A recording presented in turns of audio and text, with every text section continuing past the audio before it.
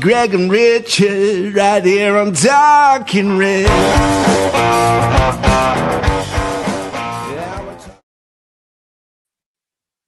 Hello and welcome to Talking Reds, a Nottingham Forest podcast.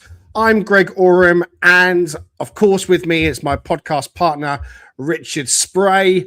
With us on the panel, it's Mr. Paul Morley. Now then, following their FA Cup exit last Friday night, in the last of 3 away games in a row, Nottingham Forest are back at the City Ground this weekend to welcome the Premier League leaders, Arsenal, in a fixture that has 3 hits written all over it. Forest are in season 4 since their return to the top flight, and in that time have been able to beat every member of the so-called top 6 on numerous occasions, including the Gunners in that famous 1-0 victory that secured survival in season 1. Since then, contests between these 2 huge clubs have generally favoured the Londoners, and with this season unfolding with Forest currently in 17th and Arsenal sitting top of the pile and in outstanding form, is this a game where Forest just roll up their sleeves and have a bloody good go?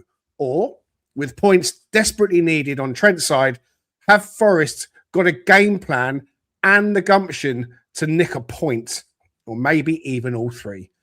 It seems none of the fringe players have done enough to stake a claim to play, and once again it's the tried and tested first choice starters that Forest must rely on if they stand any chance of causing an upset. The first half's completely unacceptable.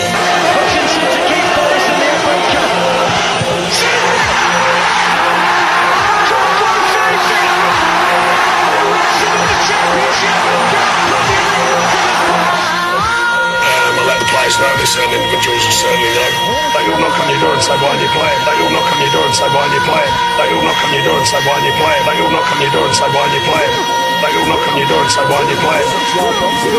Yes! It's posted in! It loops in off the near post! I think it's Dominguez! Dominguez with a header near post that loops right up and over everybody and inside the far post. Nico Dominguez has scored. And Forest are never... They all knock on your door and say, why aren't you playing? I think I'll look in the mirror at that side of things. Hudson Odoi!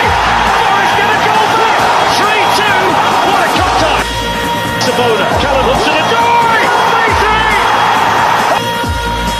3-3! I think I'll look in the mirror at that side of things. Gibbs White comes up now. Yes! It sends it down the middle and in. Gibbs White scores. Forest fans away to our right.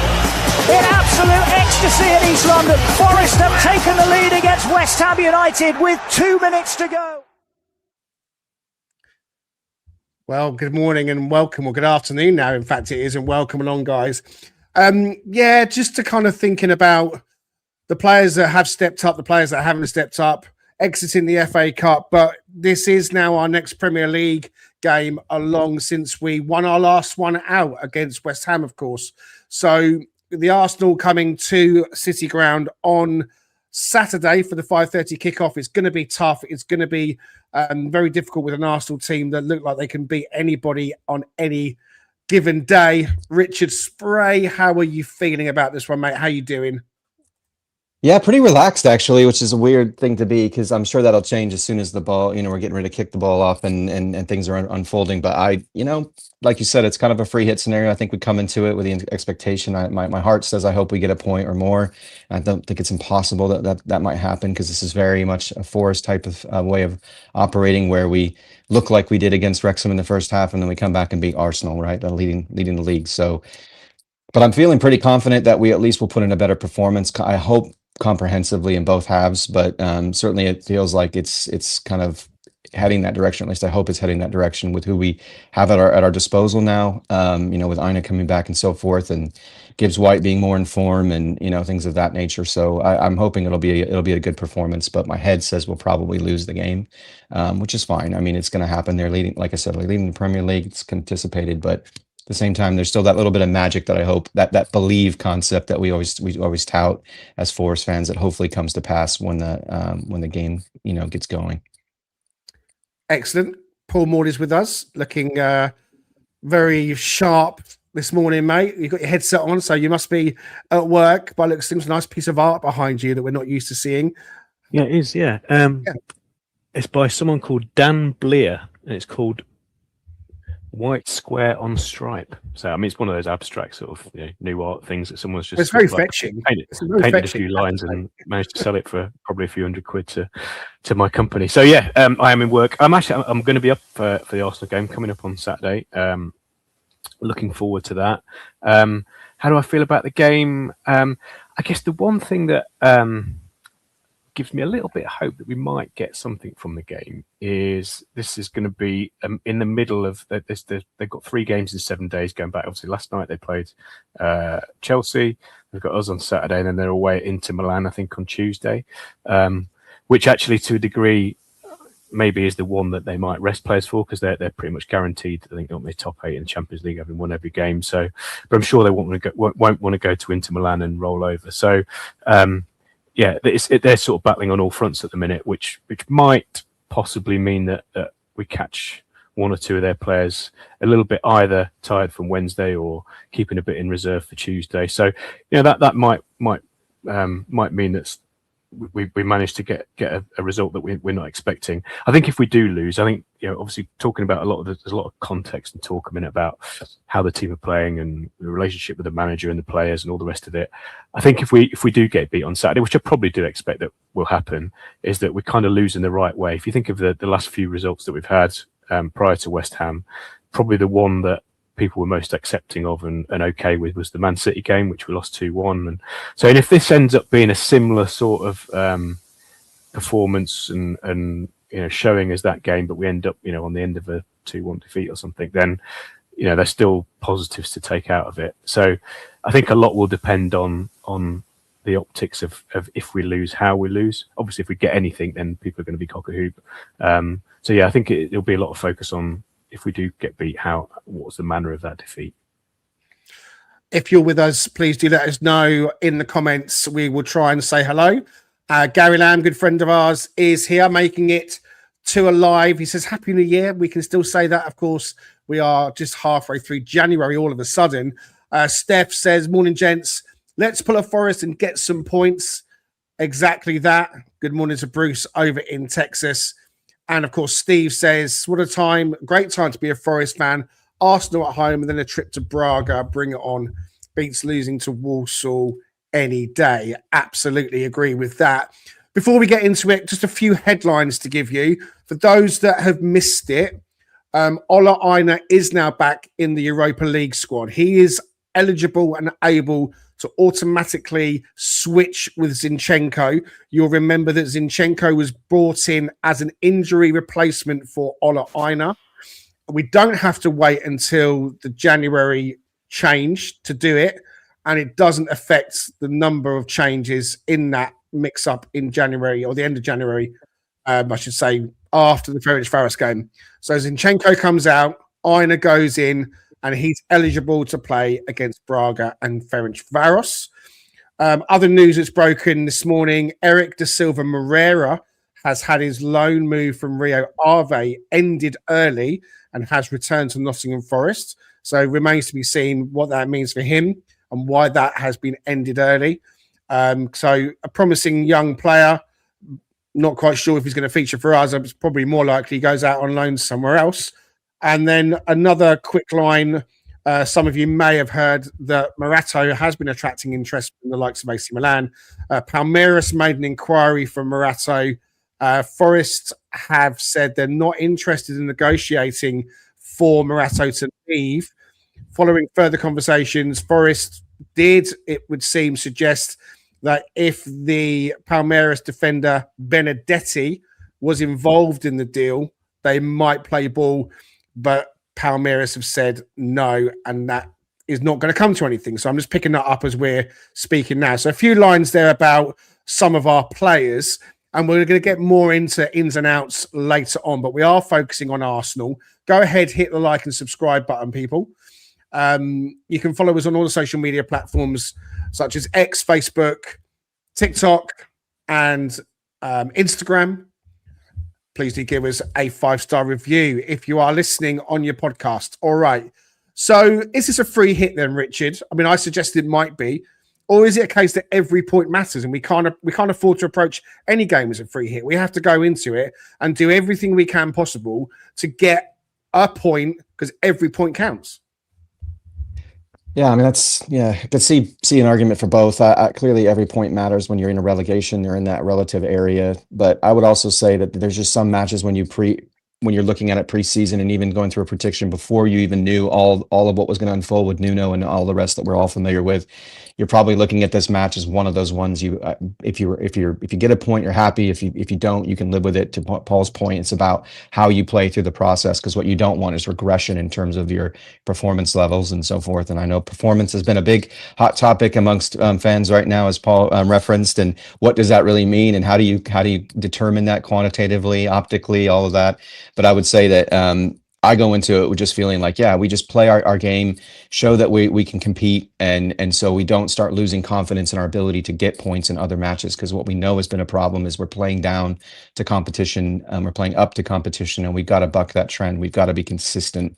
And so seeing some consistency in terms of how we operate, seeing Gibbs White continue to be very measured in how he does things, but and with enough creativity to try to create problems for opposing teams and all of that. Seeing Elliot be Elliot, seeing Nico be Nico, seeing Ola get back into the fold and start to get his feet under him a little bit and be as effective as we know he can be coming down that right flank and providing support to that wing and developing chemistry with Hutchinson and whoever is going to operate in that wing spot, that right wing spot. So Dominguez has been brilliant lately, so it'd be great to see him continue to maintain that form, because he's such an integral part and such a great utility player. But I would say it's ultimately a free hit in my mind, simply because we know we probably preemptively thought it was going to be a loss on the books. And as long as you just keep that average, I know Paul's been great about his assessment of where we're at from a form perspective since Deitch came in. I look at average points accumulated and what does that matriculate into or project into when it comes to the end of the season, and we're still on track to be able to survive based off of average points, and that's including with losses that we know we've had against Fulham or stretches of losses. So it's not the worst thing in the world if it happens, but I definitely don't want us to lose any momentum from a performance level perspective.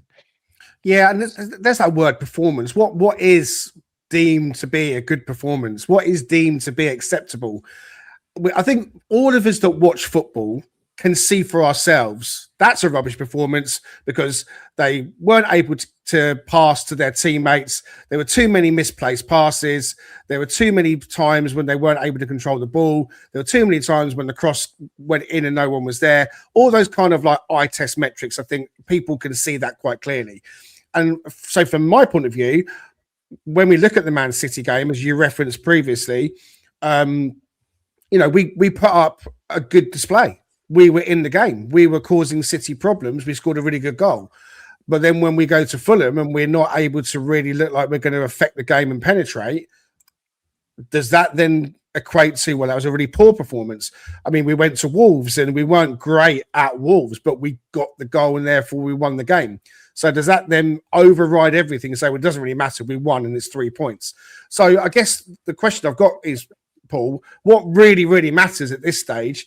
Is it that we go into the Arsenal game and we perform and the fans are placated and everyone kind of like can say, well, you know what, we lost the game, but you know what, they did really well?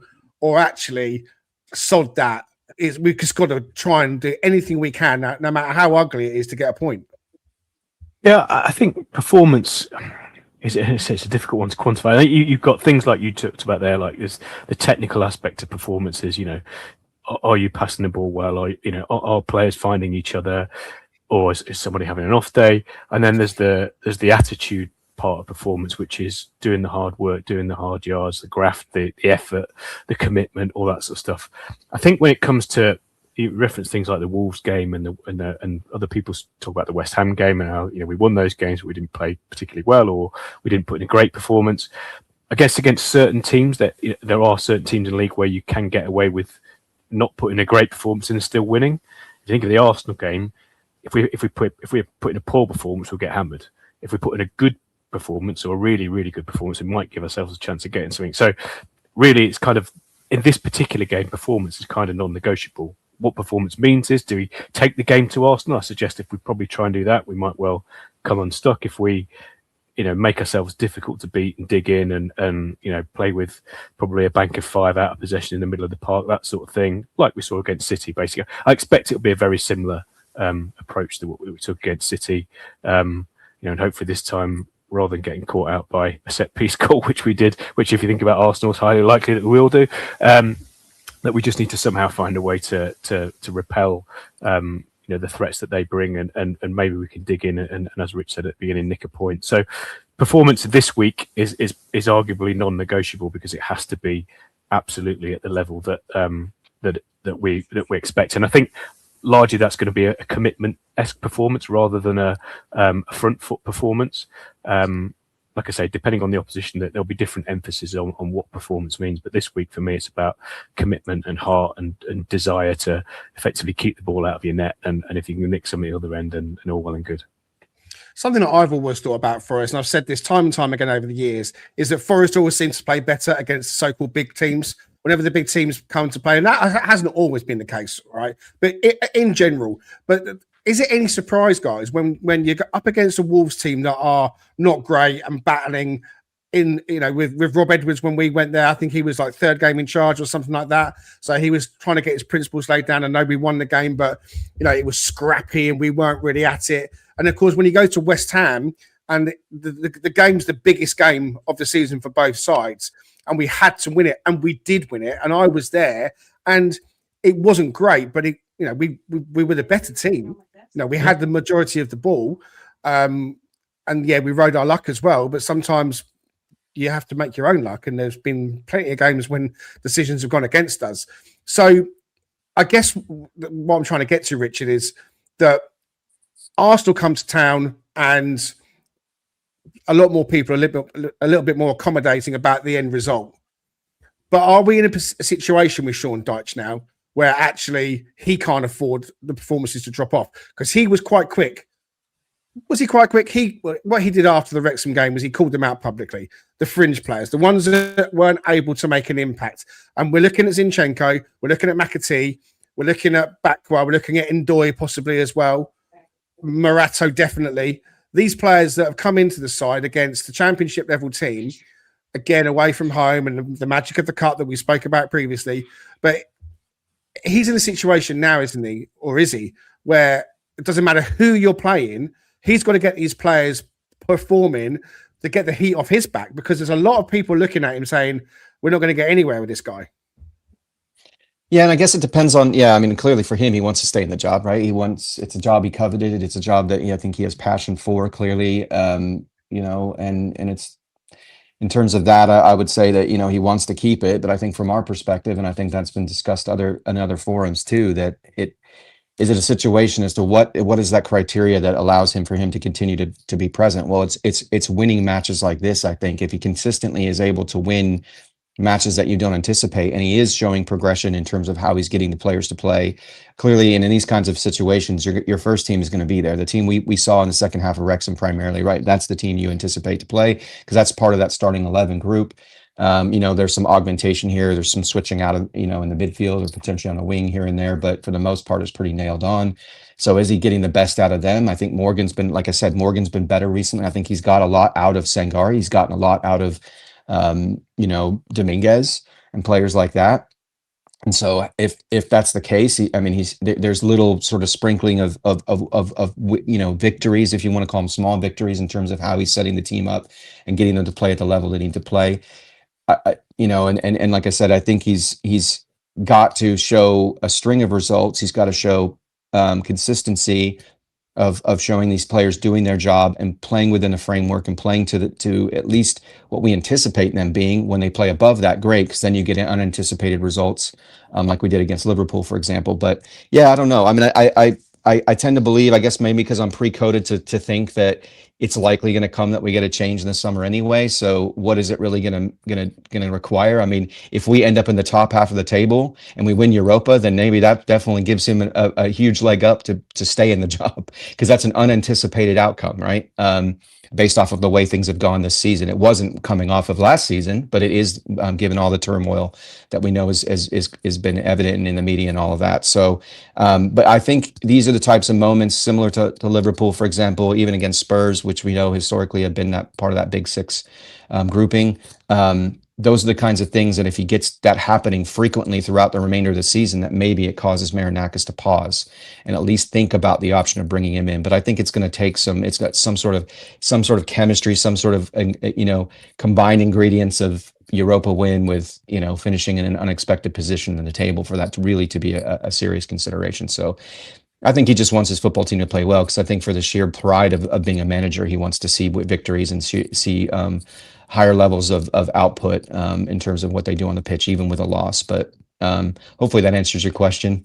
Sorry, Greg. No, one of those moments where I go, is it a little early? Because my brain feels a little off. But But anyway, no, I think it's going to take kind of like a really miraculous sort of combination of things for him to truly have an opportunity. And winning this match, I don't think does it.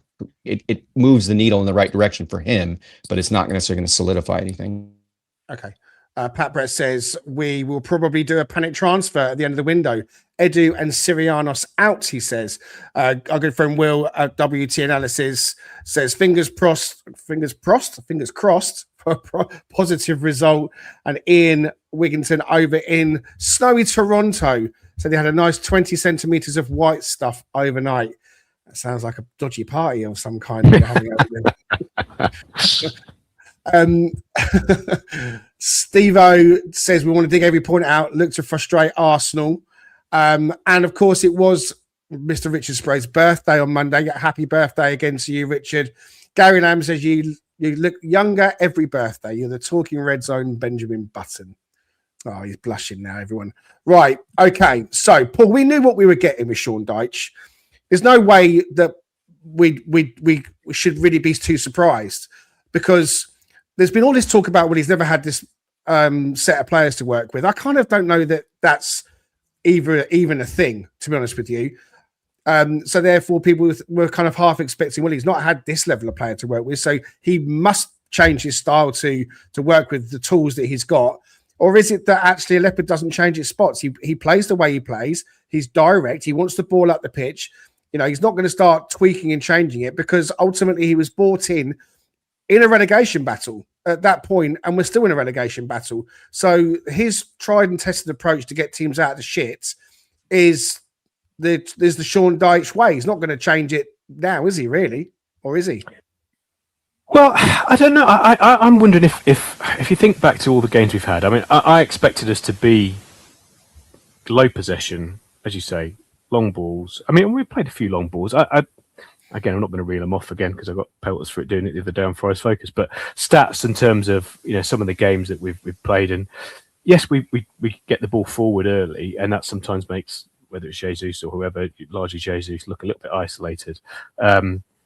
But I think we have in certain games tried to play more football. We've been on the front foot. We've had probably a lot more possession than I thought we were going to have over the course of most of the games. Not every game, obviously. Games like City where we didn't and Villa where we didn't. But other than that, certainly in recent weeks, we've had more of the ball than the opposition, and we tried to play on the front foot. So it hasn't always worked. Obviously, there's the crossing debacle against Everton where everything went in the air and it got headed away, and the rest of the play up to that point of making decisions around the edge of the area was pretty good in that game. I thought we were very poor in that decision making in the final third, which obviously gave the sort of perception of a poor performance. So. But come back to in terms of what we're expecting, I think I sort of tweeted about this the other day. I think it seems like there's the divide. I think at the minute in the fan base is that there's either people who have reached a level of what I would call acceptance, and there's others who still are not accepting of what Dyche is or what he brings. And I think the primary aim when he came in terms of what do we expect from the rest of the season was, as you say, surviving. Right, that is the number one target, is do not drop out of this football league, this Premier League, and so far he's delivering on that. So he's got 16 points in 13 games. The three beneath us have not got more than 14 points from 21 games. So you think about it that way, he's comfortably outperforming the bottom three, which is essentially to do the bare minimum, all he needs to do for the rest of the season. So, the signs are good in that we should be okay in terms of staying up. Beyond that, I think there are certain people that still expect to see what they saw last season, because arguably it's the same squad, less Elanga, plus some of the new guys. Obviously, we've had Chris Wood, who's been out for a sustained period of time. He was a massive factor last season. We've had Olorena pretty much out until now for the vast majority of the season. So it's not quite the same as last year. Obviously, a lot of the players that have brought in, there was a perception that they would be better than the backup players of last year. By and large, that's not materialised, or certainly not yet. I think we've got to remember that, you know, the likes of Bakwa and McAtee, and I know Hutchinson's made a bit of an impact, which possibly tailed off a little bit in the last few games. But, you know, these are all pretty young players who have been brought on 4 or 5 year contracts. And if you think back, the one example I will use as somebody in recent years who falls into a similar bracket that we spent, you know, at the time felt like a lot of money on for a, whatever he was, 21-year-old player, is Nico Williams. And it took him probably a season and a half really to really establish himself in the side, and now he is arguably the first name on the team sheet. Obviously you get other examples like Elliot Anderson, who came in and straight away hit the ground running. So again, it comes back to expectation about what do people expect from some of the new signings. It looks like if they're going to succeed at Forest, they're going to probably more take the Williams route than the Anderson route, because they haven't had that instant impact, and that's okay. As we know, we stick by players as we have done with Williams, and we might well see in a year's time the likes of McAtee and Bakwa and whoever else becoming mainstays in the team, and we might be talking about them very differently. So that's one element of it. As you say, the Dyche element is which is what the question was, is what did people expect?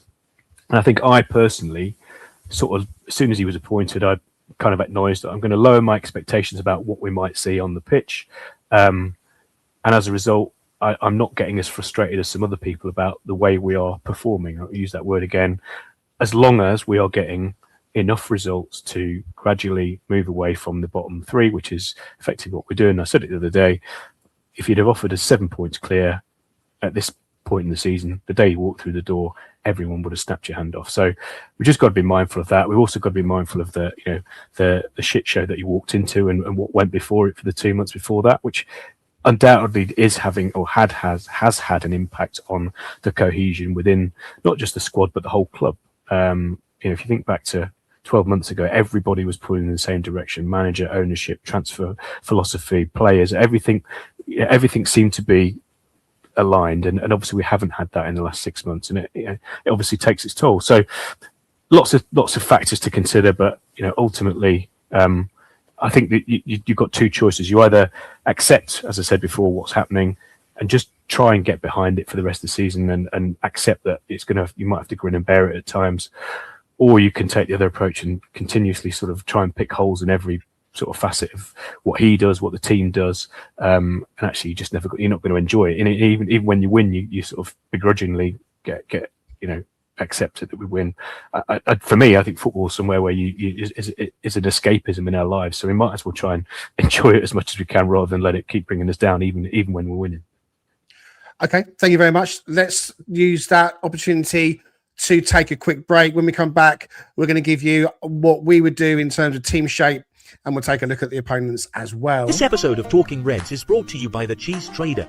If you love proper cheese and you love Nottingham Forest, then this is the place for you. From rich, creamy blues to powerful charcoal cheddar, The Cheese Trader has the flavour to match every moment of the season. Whether you're celebrating a big win or drowning your sorrows after a tough loss, use the code Talking Reds for 10% off every order. The Cheese Trader on Grape Lane in York, owned by Forest fan Stu Freestone. Proper cheese, proper passion. Find them online today and join the cheese revolution.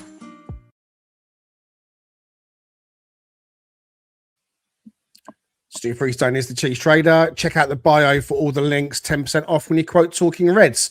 Okay, let's take a look at the teams that we put together. I'm going to start with our one that Richard and I kind of put together and kind of agreed on, because this is for those that can't see, a pretty straightforward, obvious-ish type formation where we have gone with Sells in goal. The back four of Williams, Murillo, Milenkovic and Aina, I think no one will disagree that that's what it has to be.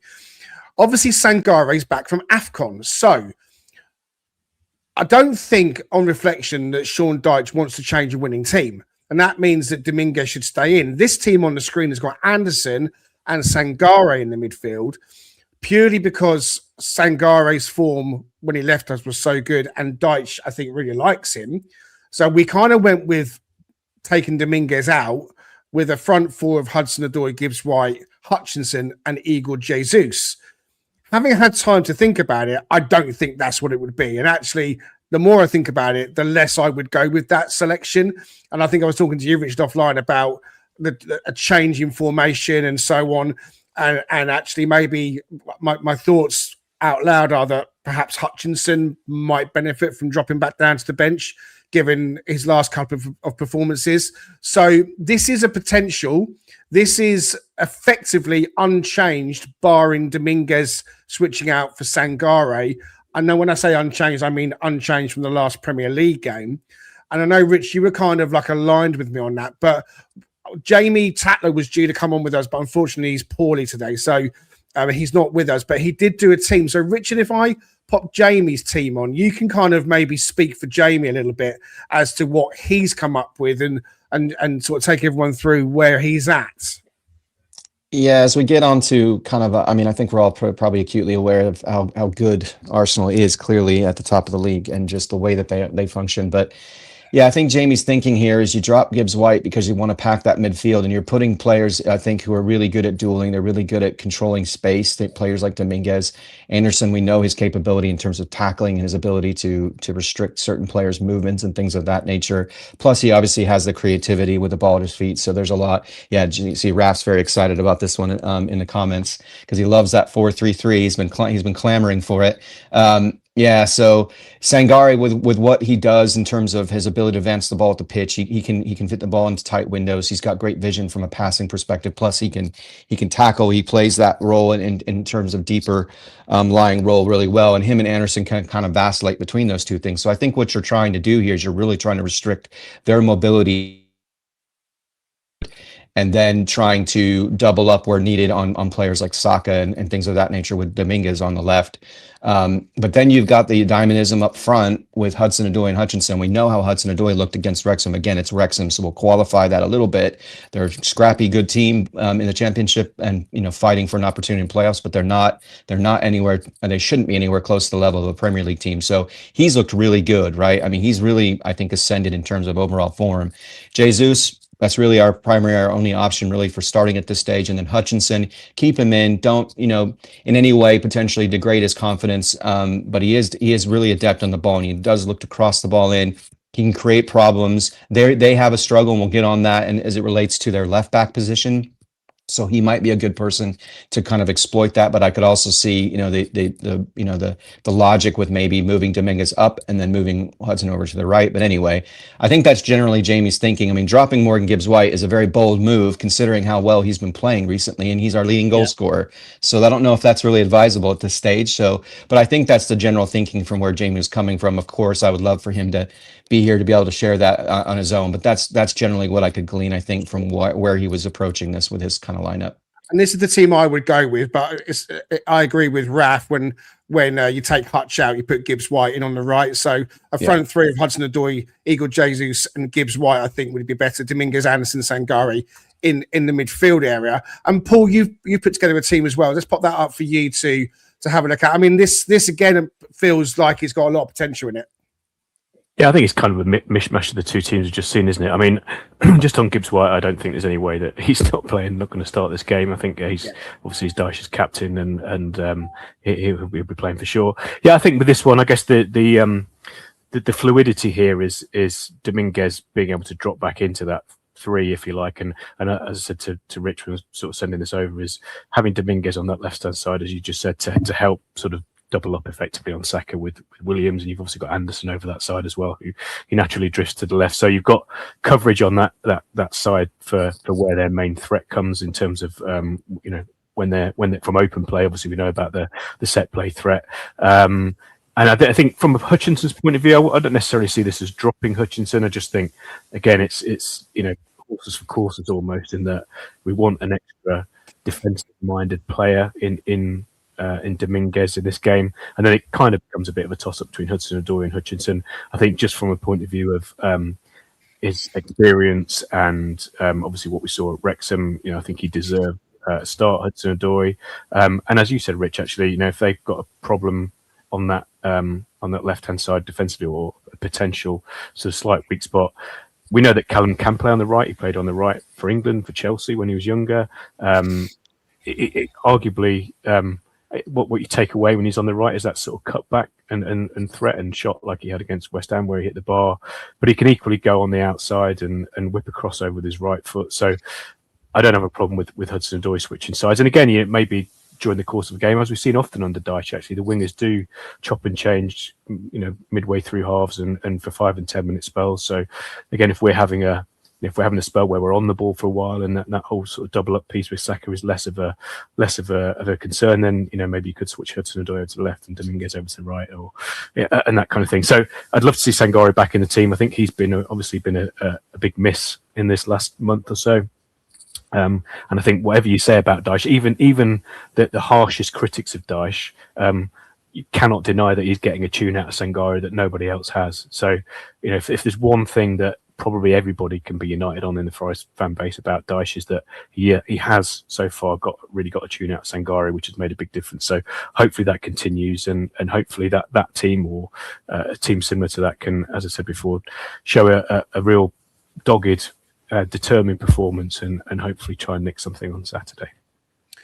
Dr. Anna's with us in the comments. Says free hit this weekend for me. I'm relaxed.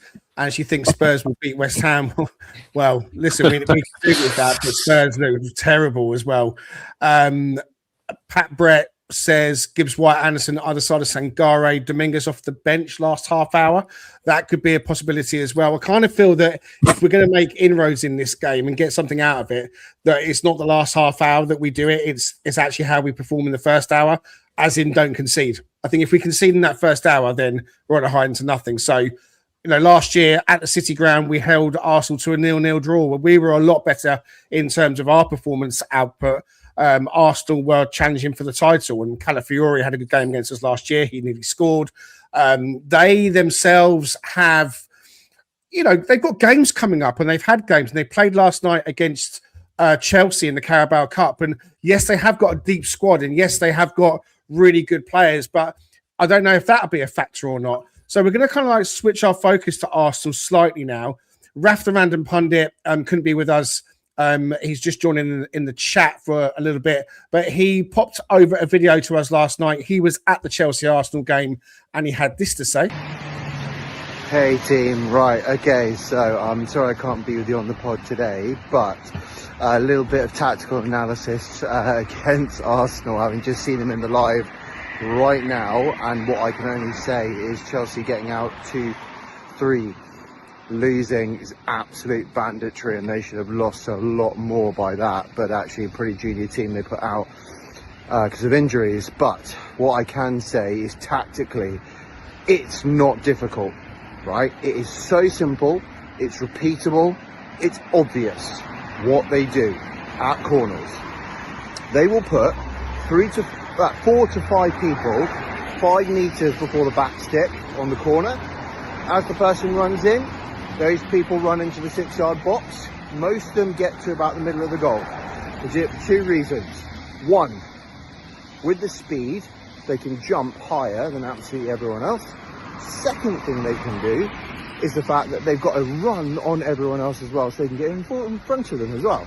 So it's not fucking it's so simple. They literally just get their head on every single ball that goes into the box, which gives them an massive chance of it going in the back of the net. Super simple. It's not difficult. We know they're going to do that. The second thing is they'll get into midfield and they'll play around you. What they will is draw you onto them, play around you, and then get a free run at your back 4, right? And if we are not clever, Ando, Sangare, whoever is in that midfield, Domi, whoever it may be, they need to be aware of that, and someone needs to screen the back 4, because we've seen already this season, if the back 4 get exposed, absolutely screwed, right? Of them, it's just not going to work. So that's another thing. You can't be drawn into the tactic of chasing and pressing in the midfield, because I'll go round you and then it's free reign on the back 4. Right, those are my two little bit of tactical things that I've seen. That's where the goals are going to come from, because they're not coming from anywhere else. They're going to come from there. Mark my words. If they score, that's going to be how it's going to happen. Anyway, love all you guys, and see you on the other side. Cheers, big love. Come on, you Reds. Was he in a corporate box? Was he in a corporate box? He'd been making the most of the entertainment. Well, I don't know. It sounded like he'd either been making the most of the hospitality, or he'd been at one of Mark in Toronto's parties, I think. So look, we all know about Arsenal set pieces. They really kind of been in the news this season about that, and our set piece defending has gone back to being really not that great at all. So we'll hear more about those from Richard in just a second. Just quickly, Dr. Anna says, Greg, when I predicted that Leeds win, you said you would listen to my predictions. I am listening to you, Anna. I do think that Spurs will beat West Ham. I just worry that they won't, because Spurs are so shit. And so that's my worry. But yes, Dr. Anna, trust me, I'm listening to you, I promise. Now then, let's have a few minutes from Richard on Arsenal with a bit more detail with the opposition report. Here we go. Yeah. So some of this probably pretty evident. Just looking at where they're at in the table, as you guys know, I mean, a level set on that. Arsenal's at the top. No one's shocked by that in any stretch of the imagination. Their last 5 matches, rather, they drew, and then they had 4 wins prior to that. So they're flying high at this stage, as we know. It's very likely it's going to go down to the wire, I think, with them and Man City. I mean, Villa's making a push, but it's really about Arsenal and Man City most likely. In terms of how they set up, it's pretty much locked in. It's a 4-3-3 formation. They've had some turnover, I think, in certain matches simply because of knocks or injuries. The biggest injury, when we're looking at the top right here, Mosquera is not really a featured individual in terms of regular playing time, but he's out.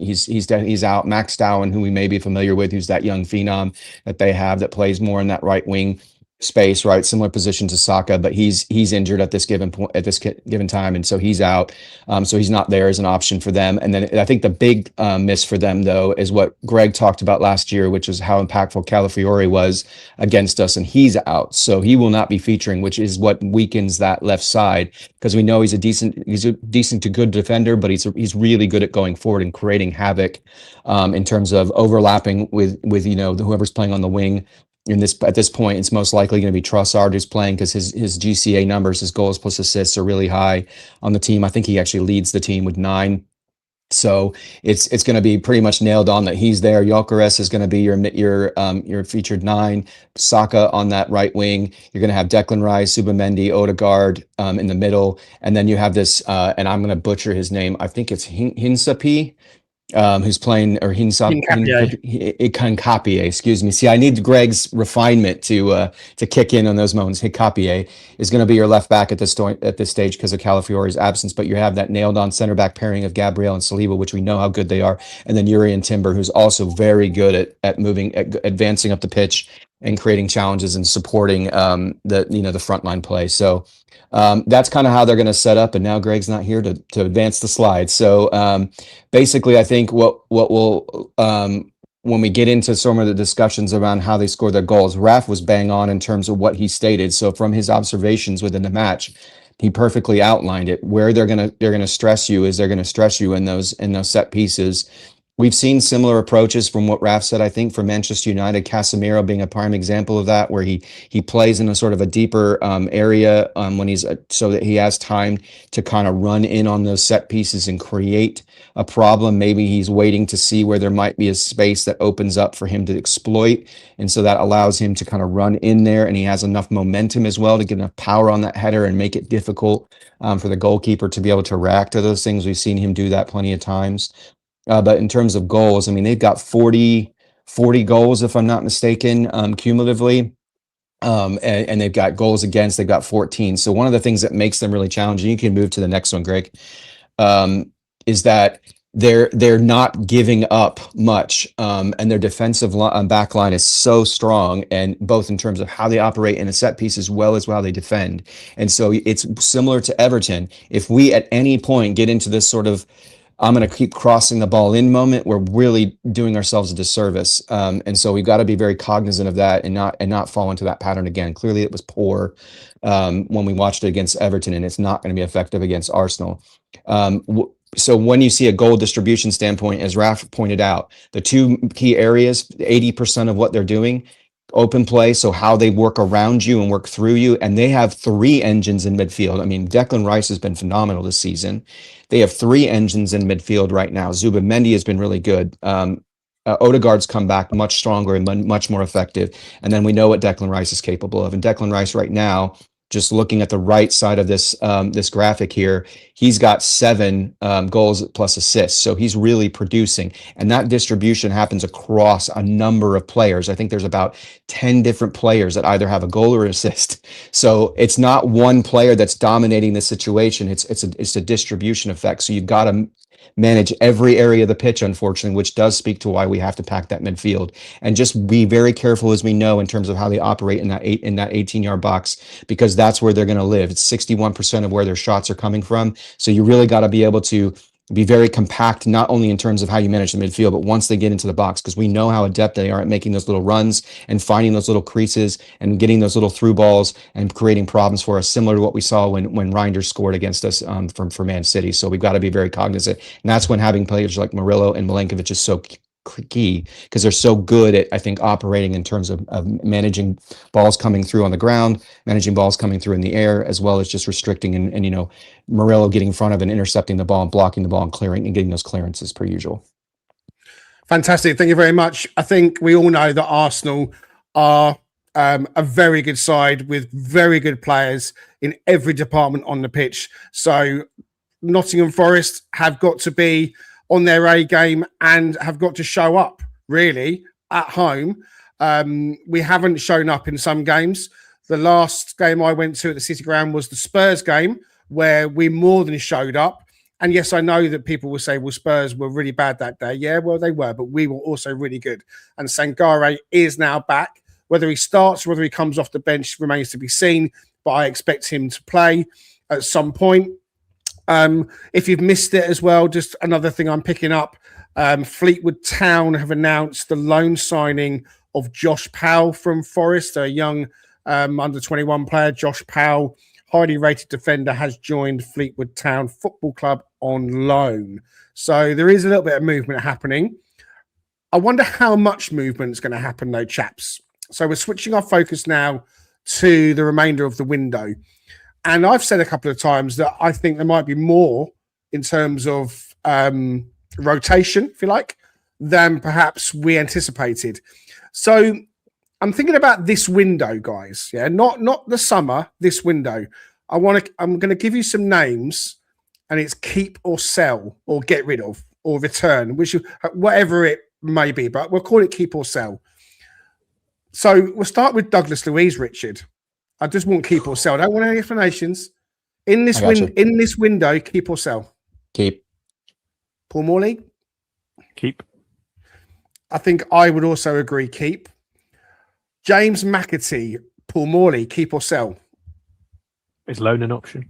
Yeah, I keep. When I say sell, I think move on. Keep or move on. Move out. Keep. Reluctantly keep. Reluctantly keep. Richard Spray, James McAtee, are we keeping or moving on? Yeah, keeping. In this window, you're keeping him? Yeah. In this window, Richard, Morato, are you keeping or would you move him on? Move him on. Paul? Not fussed either way.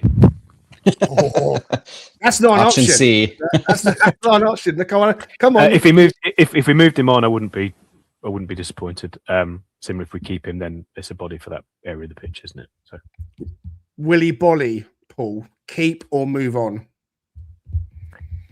I was going to break Dan's heart, but yeah, move Willy on, or just let him retire and get off in the sunset. And I think he's got his eyes on the World Cup, so I think he wants to play. Okay, yeah, move on then. Move on for his own benefit.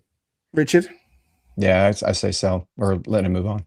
Yeah, I mean, with me on McAtee, I would keep. With Morato, I would move on. With Willy Bolly, I'd move on. I'm also thinking about squad places, and I'm thinking about bringing people in.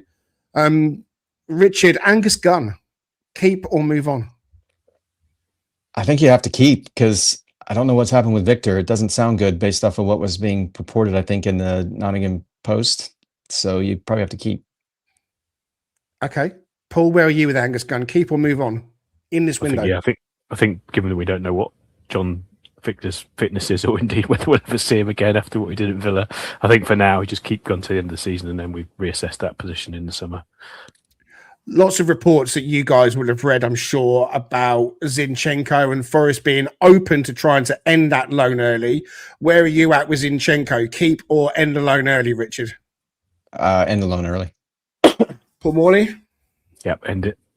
Yeah, I'm with you guys. End the loan early. That hasn't worked out. Here comes two names then, two players that might be, I don't know, maybe they're trickier, maybe they're easier. I don't know. Paul Morley, keep Dan Ndoye or allow him to leave, because there was suggestion from Napoli that they wanted him as part of a swap deal or part of a bargain or part of a deal with one of their players. But if the right situation arose, would you want to keep Dan Ndoye or would you let him go?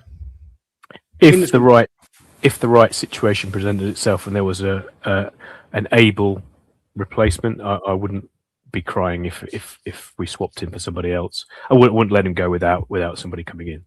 Yeah. Again, all these players, when I'm asking about keep or move on, I should have added that the club would be replacing them with somebody. Yeah, I think just on the premise of that, and I've sort of said this about Callum Wendo the other day, is that it's all well and good if people aren't quite doing it for us, which I think all the ones that you've talked about sort of fall into that category. There's never a guarantee that whoever comes through the door is going to be able to make as much or more of an impact straight away. I mean, that's what sort of, and again, without going off on a tangent, that's what sort of nonplussed me a bit about the Callum Wendo thing. And obviously it depends who we get in. If we get somebody in, I'm sure we will do somebody. But are they really going to be able to be as effective as somebody who's been, even though they haven't ripped up any trees, been in and around the squad for 4 or 5 months and at least know what we're trying to do? So that's my thing with us. I'm not a massive favour of turning over players just for the sake of it. So yeah, Ndoye would be in that sort of maybe category. Richard Spray, Dan Ndoye, stick or twist? That might be a better way of terming it. Yeah, I'd say twist if the right situation arose, as you pointed out. Yeah, because I think for him too, it might be a good thing for him, because I think maybe things just haven't worked out for him personally in terms of how he plays in the Premier League, and maybe a league like Serie A is more suited for him. I don't know, but yeah, I would say twist if the option was there. And the last one, Richard, Delane Bakwa, stick or twist? Oh, stick. Okay, Paul Morley. Yeah, stick with Bakwa. I think he's shown in flashes enough that he can still be something for us. Whether that's this season or next, question mark. But I'd keep him. I think the big thing that you guys have touched on is just about, well, look, if we're getting rid of these players, we've got to make sure that we got people coming in. And I'm thinking about the Europa League squad again. So I mentioned at the start that Ola Aina's now come in for Zinchenko. That's fine. We are allowed to make up to 3 changes when the group phase finishes. And so that's why I'm thinking, look, I'd want Willy Bolly to leave. I think he's just taken up a squad place in both the EPL and the Europa. I'd be happy for Morato to go. I've seen enough now. In my eyes, Jer Cunha is a better defender and he should be considered ahead of him. And I'm happy with Zach Abbott as well being in and around the club, in and around the squad. But if you lose a Morato and Bolly, then that begs the question, maybe you do need to bring in that centre back. And they were looking at can't remember his name now. Is it Stefan De Vries? If I can't remember if I said that right. But they were looking at an experienced defender to come in, and I'm expecting them to a name to pop up in the centre back department. I'm with you guys now, Angus Gunn. He's got to stay. I mean, the Ndoye Bakwa thing, I mean, Dan Ndoye has really just been a bit of an enigma, I think. He's turned into a player that, with that injury and a chance to be out of the team, gave us all a bit of a breather from him, because it felt like there was a run of games where he was just making errors. He wasn't really impacting the game a lot. He was definitely a player that was operating in moments in games, but they've just kind of vanished, really. So, I don't know, sometimes an overhaul is required. Sometimes you don't want to go too far, but if Juventus feel that they need to recall Douglas Luiz, then that might be taken out of our hands. I don't even know if there's a recall option in there. So everyone's saying that there is, but I don't even know if that's true.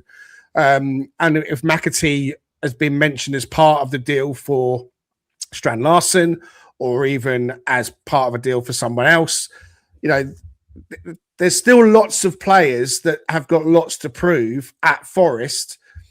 And are we putting the plug too early on these players? Are we kind of overthinking this, guys? Have we kind of looked at the group of players and not given them too much of a chance? I mean, would that be fair, Richard? That actually, you know what, we as a fan base, as well as possibly the coaching staff, haven't given these players enough of a chance, given the absolute shit show that we've had this season. Yeah, I don't think the conditions are really conducive to seeing an accelerator. And I think we've been spoiled with Anderson, Murillo, and other players who came in and hit the ground running, right? And they were able to show an impact from the get-go. But if you look at players like Morgan, which, Kennedy came in at 21 years old when he came with Forest. So he was a much younger player coming in, but he had logged Premier League minutes, but yet he hadn't really been favored significantly by Nuno or other managers at Wolves. So I think there's precedent for the fact that we needed to. I think Paul mentioned Nico. I would also say that Aina himself, and just in terms of the trajectory of his career, it took some time for him to really get significant minutes in the Premier League and being an effective player in the Premier League, and that came primarily with us. So I mean, I know he played at Fulham. I know he came up through the Chelsea academy system, but he's really, I think, done a tremendous job with us. So there's definite. I mean, Wood himself, like I mentioned before, he's kind of in a similar situation. It took some time for him to really find himself, and then when he was scoring 20 plus goals, he was doing it primarily in the Championship. So it's not like these players, there's not something on our team that speaks to the fact that if you give players the right situation and you give players the right coaching and the right conditions, they will come good. So I definitely think we're being a bit short-sighted. Like I said, if you calculate all the minutes and put them all in front of you, for the most part, McAtee's barely covered a full season of football in the Premier League. So it still remains to be seen with him, and we just know the quality of what he can do. So Mbak was similar, because I guess I've said I think he has Madueke-like qualities, who's another player who took a little bit of time to get cemented, and he's certainly logged minutes for England and been effective there too. So I definitely think it's a bit short-sighted for us to get too upset about where they're at. I guess the person that really matters is Sean Dyche, because if he's not prepared to give him the game time, then it doesn't really matter what we think. And he's not giving game time to McAtee. And obviously he's called out some of those players after the performance at Wrexham and said, you come knocking on my door and you put in performances like that, you got to start looking in the mirror. So we're going back to those comments again. So maybe the manager feels he needs to get his broom out and push some of these players out because he doesn't want to pick them. And we can't operate as a club with picking between 14, 15 players, because we did that a lot last season under Nuno, where he trusted a set of core first teamers, and very rarely did you see much change to the starting 11. And to be honest with you, when we looked at our teams, none of us have picked players too dissimilar to each other. We've all picked the same players, albeit in different positions. There's 11, 12 players there, 13 players there. Hutch, Sangari, Dominguez. No one's gone for Dan and Doyle. No one's picking Backward. No one's picking McAtee. No one's picking these other players. None of us even picked Douglas Luiz. And how much of a chance is Douglas Luiz really getting to get fit when he's only being allowed to play 45 minutes or less? I mean, he's not going to get back into the real swing of things, Paul, if he's not allowed to play minutes because of this whole contract saga. So maybe it's better just to cut that in half and send him back. Yeah, maybe. I think I said a piece on Douglas Luiz the other day, and I've said it for a while, more when he was injured, about if actually I think he's worth just hanging on to for even if we don't play him in the Premier League, that actually we wrap him in cotton wool, and he's our go-to man in Europe whilst we're still in that, and he can make a difference in that competition. So that's part of the reason why I would keep him, which I think, if I'm right in thinking, that the trigger of the move is more Premier League minutes rather than... It's only Premier League games. Yeah. So you could effect the situation where you keep him for the rest of the season, but you still don't have to necessarily trigger that obligation, but you make the most of him in Europe, which is how I... Maybe we try and negotiate a cheaper deal with Juventus. Or we do that, yeah, exactly. I mean, on the others, I said it before, I think given time, they all could blossom into players. I mean, McAtee, just to pick at him very quickly, and I know that in terms of when I say this, appearances doesn't necessarily relate to minutes, but I was looking on Transfermarkt the other day about him last season. He actually he made 27 appearances in all competitions for Man City last season. Now, some of that would have been cup games, and some of it would have been 5 minutes off the bench here and 5 minutes off the bench there.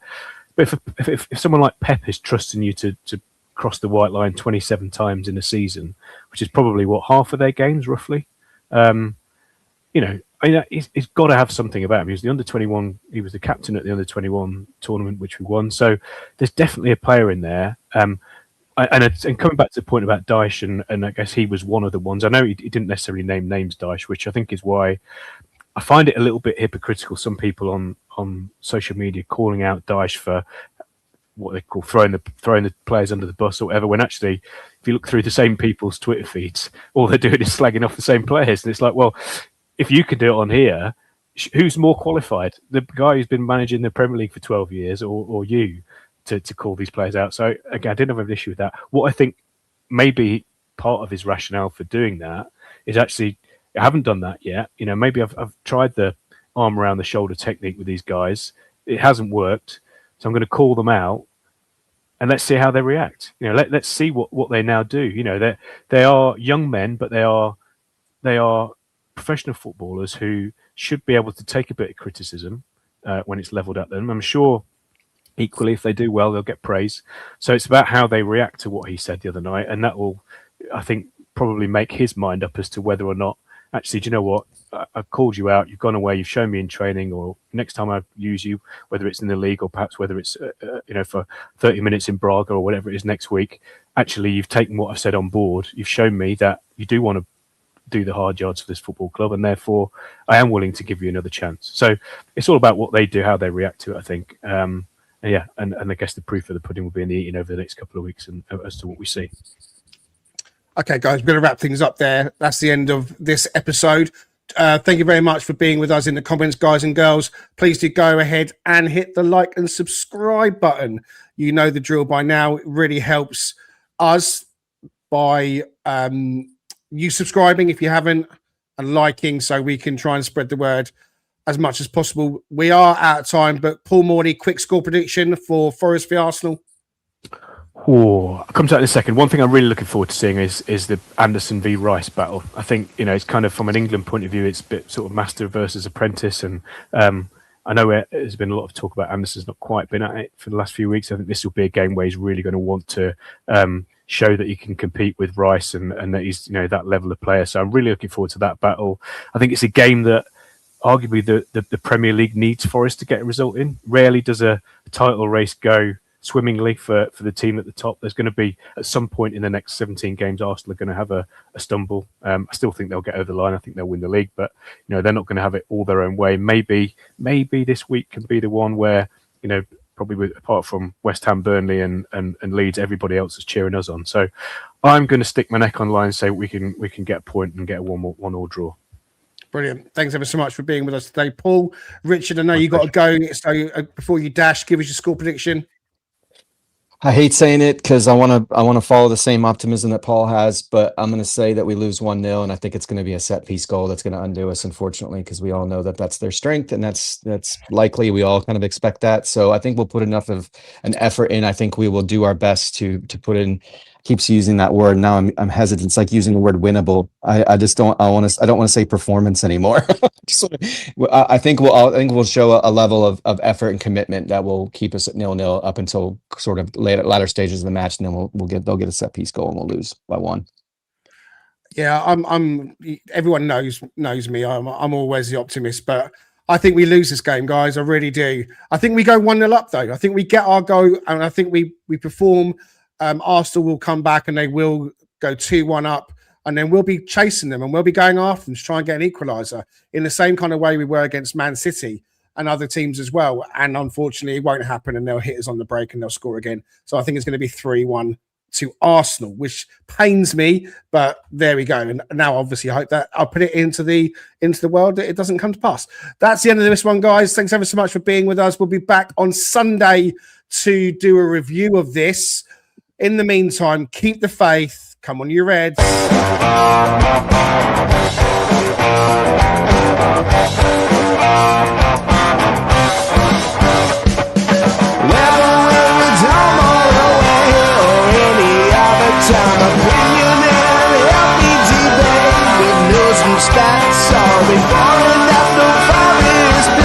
Come join Greg and Richard right here on Talking Red.